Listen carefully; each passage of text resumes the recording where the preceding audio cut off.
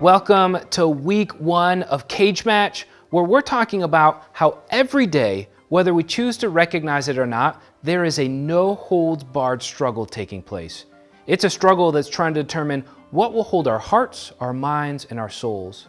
In this series, we are going to be looking at 7 of these epic struggles and putting them in the cage together to see who wins. Now, these fights aren't physical, they are conceptual and spiritual, and each week we will be looking at a different question that we often find ourselves dealing with and the epic struggle that ensues between the ways of God and the ways of the world that are trying to answer that question for us. Welcome to the Cage Match. Now, this week we're looking at one of the most important of these struggles.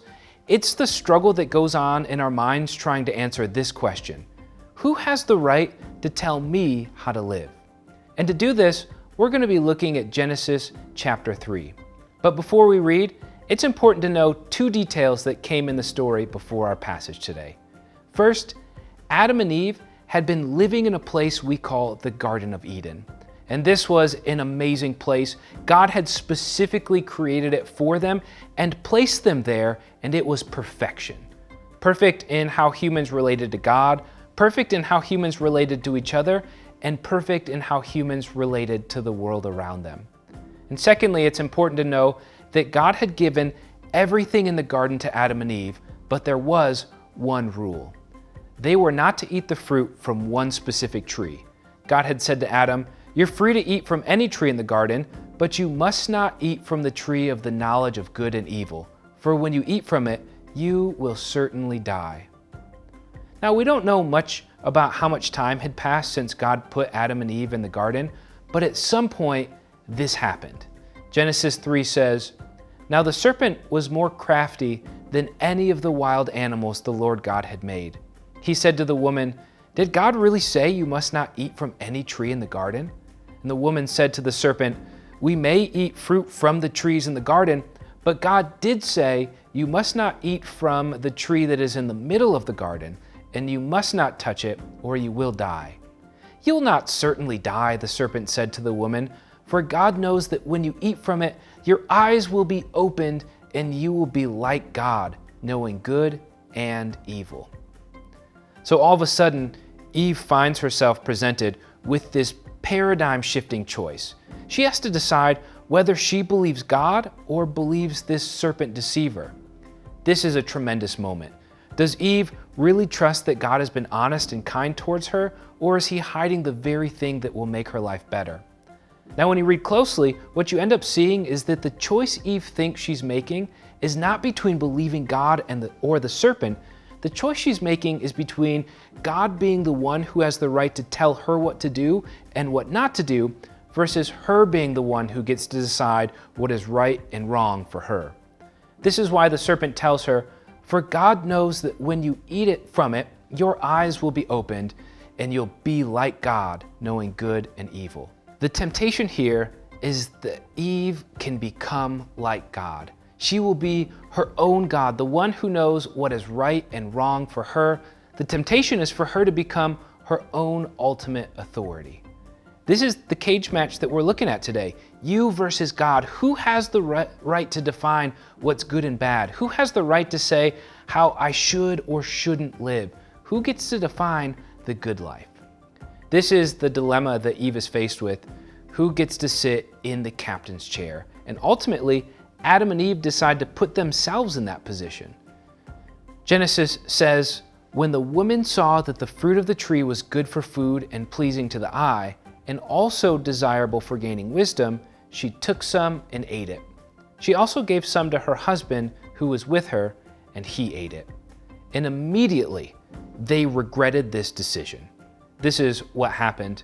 Verse 7 says, "Then the eyes of both of them were opened, and they realized that they were naked, so they sewed fig leaves together and made coverings for themselves." There's a lot of symbolism behind the idea of being naked here, but for simplicity's sake, when you read naked, read it as meaning vulnerable. Vulnerable before the world, vulnerable before each other, vulnerable before God. And we see this vulnerability play out in the next few verses as Adam and Eve watched the consequences of their choice unfold. It says in verse 8, "Then the man and his wife heard the sound of the Lord God as he was walking in the garden in the cool of the day, and they hid from the Lord God among the trees of the garden. But the Lord God called to the man, 'Where are you?' He answered, 'I heard you in the garden, and I was afraid because I was naked, so I hid.'" You see, God comes to Adam and Eve in the garden, presumably something he had done in the past, but this time Adam and Eve are afraid. So they hide. They decided to try and be God for themselves, and the first consequence they faced was they for the first time felt at odds with the true God and creator of the universe. So they hide from him, feeling vulnerable and exposed in their nakedness, something they had never felt before. And this makes sense. Anytime you oppose someone else or do something someone else wishes you not to do, there is some degree of tension or hurt that's imposed. But it's not just a rupture in their relationship with God that we see here. This desire to be God in their own lives also ruptures their relationship with each other. Verse 12 says, "The man said, 'The woman you put here with me, she gave me some fruit from the tree, and I ate it.' Then the Lord God said to the woman, 'What is this you've done?' And the woman said, 'The serpent deceived me, and I ate.'" Do you see all the blame shifting that's happening here? Adam says, "It was Eve's fault," and Eve said, "It was the serpent's fault." Their relationships were beginning to crumble under the weight of them wanting to be their own God. And the next few verses are really just variations on the same theme.